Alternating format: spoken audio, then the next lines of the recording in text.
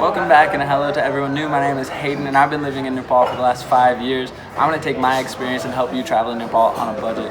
So Nepal is already a super cheap place to travel to. In 2019 it was ranked 15th out of 140 different countries for the cheapest place to travel in the world. The tourism ministry even backed that up by saying on average tourists spend about $44 per day here in Nepal. So even though you can travel Nepal on a shoestring budget, there's even better ways to save money.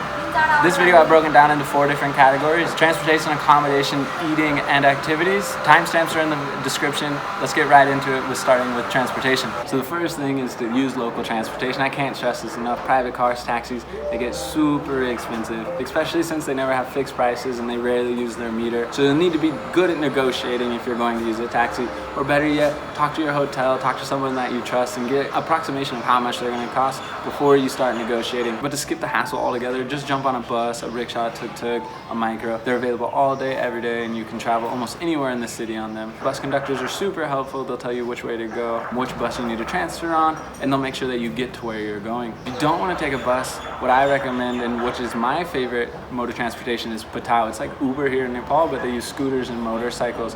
It's app-based, so you can call them wherever you are. They're fixed prices, location tracking, so they are safe. I highly recommend checking them out if you need to travel within the Kathmandu Valley. But if you're traveling long distance, you'll have to get either a plane or a bus. Planes are super expensive.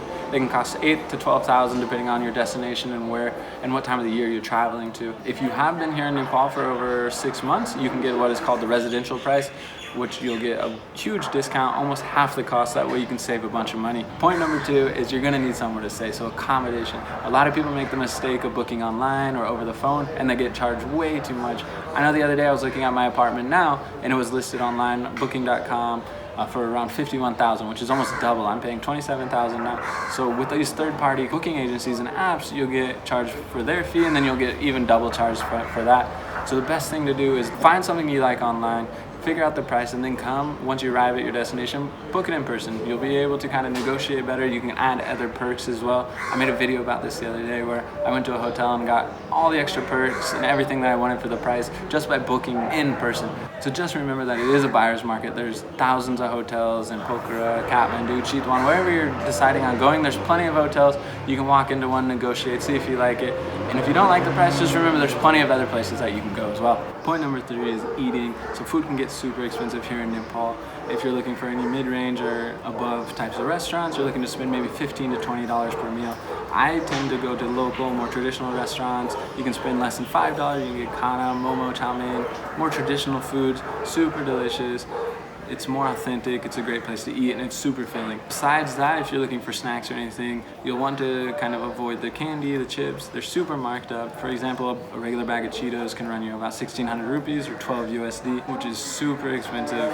So I tend to avoid that kind of stuff. Another thing is alcohol. If you're gonna drink at a restaurant, you're looking to spend double than what you pay on the streets. If you do want to drink, look for some more Nepali beers. They have a good beer industry here. It's really growing. They have craft beers, and it can be pretty cost effective to find some of those drinks instead.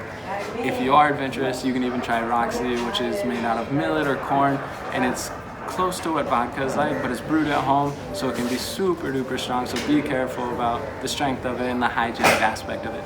Point number 4 is activities. These can be a huge drain on your budget depending on what you're doing. Best thing to do is work with someone that you've already done business with, maybe your hotel or someone you bought something from. Nepal is a country of favors, so if you've worked with them, they're more willing to help you out. It's a win-win for them, their friends, as well as you. You'll get a better price on everything. Another thing to keep in mind is if you book in bigger groups, you'll get a discounted rate for the number of people going. You can also try to find shorter treks, shorter tours, go to places that are less known, as accommodation and food will be much cheaper. Finally, you might decide to go it alone as well. There's plenty of resources online, videos, vlogs, stuff like that.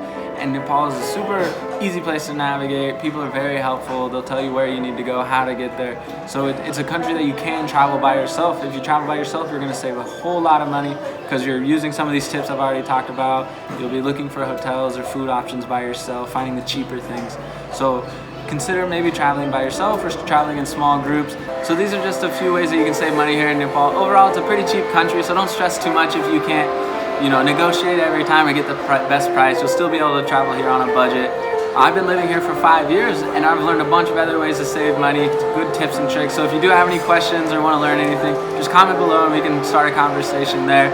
Overall, enjoy your travels here in Nepal. Happy travels.